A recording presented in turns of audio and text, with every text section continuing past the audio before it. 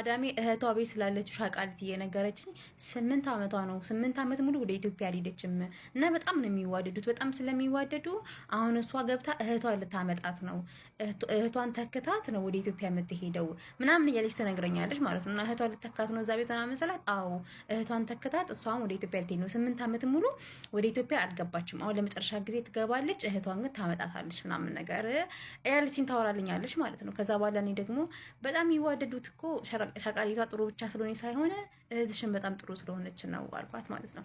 ከዛ እኔ እኮ ምላሴ ነው እንጂ እኮ ሆዴ ባዶ ነው ምናምን፣ እኔ በጣም አወራለሁ አንቺን ብቻ ሳይሆን ሰውየውንም ይሄው ልጆቹንም አናድዳለሁ። በጣም ይሄው ቤት ውስጥ ታይኛለሽ፣ በጣም ጨቃጨቃ፣ በጣም ተጨቃጫቂ ናት።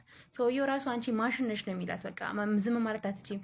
በጣም በቃ ከሁሉም ጋር አትስማማም እና ታየኛለሽ እኔ በጣም በቃ ምናምን እያለች እያወራች፣ እኔ እኮ በአንቺ ላይ ቂም አልይዝብሽም ብታወሪ ምናምን፣ እኔ አንቺ ላይ ቂም አልይዝብሽም። በቃ አይችሽ ለምጅሻለሁኝ፣ ግን አንድ ቀን ብቻ የተናገርሽኝ ነገር አልረሳም።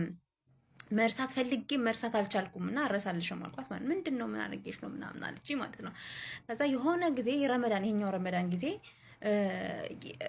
ኢድ ነው አልቋል። ረመዳን ነገ ረመዳን ሊፈታ ነውና እንደ ዛሬ ክፍላቸውን እያስተካከለ ሁሉንም ክፍል እያስተካከልን ነውና የአንደኛው ክፍል እያጸዳን እያስተካከልንለት ነገ በዓል ነው። እንደ ዛሬ እያጸዳንለት የልጁን ክፍል ረመዳን 1 ወር ሙሉ ስልክ ከስልክ ይጋቀሩ አልተገናኘውም። ቲክቶክ ምናምን ፖስት ራሱ በ1 ወር 3 ቪዲዮ ነው ምናምን ፖስት ያደረኩት ጊዜ አጥቼ ማለት ነው።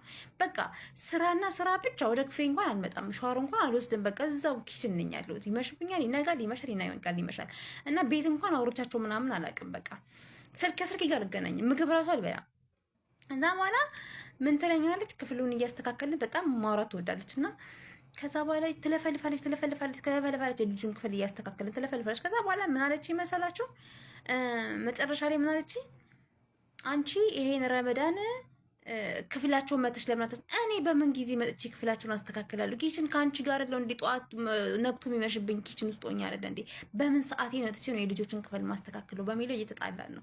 ከዛ በኋላ አንቺ ስራ አትሰሪም፣ ምግብ ትበያለሽ፣ ከዛ ስልክሽ ለምትነጊ ትተኛለሽ አለችኝ ማለት ነው። ያ ሁሉ 1 ወር ሙሉ አፈር ደቼዋን እንደዚህ ስልስ ግጥ የነበርኩ አለች።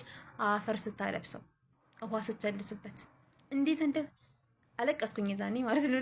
ለመጨረሻ ጊዜ ማዳም ያስለቀሰችን በዚህኛው ረመዳን ነው። አለቀስኩኝ። በጣም የተሰማኝ በጣም ያለቀስኩት እና 1 ወር ሙሉ አፈር ደቼ በልቼ መተኛት መብላት ነው ትለኛለች። እንዴ ስልክ ከስልክ ጋር ተገናኝቼ ማላቅለች። ከዛ በኋላ እንዴት በቃ እና እሱን አረሳልሽም አልኳት። እሱን መርሳት አልችልም። ልረሳ ብል እንኳን በቃ እንዴት እንደሆነች ቂም ይዘሽብኝ ነው አለች። ቂም ሳይሆን እኔ እንጃ እሱን ሳስታውስ እናደዳለሁኝ አልኳት። እናደዳለሁኝ እንደዛ ሰራዊ አንቺ ስልክና ምግብ ነው ትኛለሽ፣ ምግብ ስበላ ትሽኛል አልኳት። መች በላው ምግብ በልቻለሁ እንኳን ስለ አሁን እኔ ለሱ ብዬ አይደለ እንባዋ ነው የመጣው። እንዴት እንደሆነች እንባዋ እጄ ያረገች ይቅርታ ብላይ ማለት ነው። እንዴት ላለቀስ ምንም አልቀረኝም እና የወላችሁ ቂም የያዛችሁባቸው ነገር ካለ ነገሯቸው፣ ስነ ስርዓታቸውን ይዛሉ። በእውነት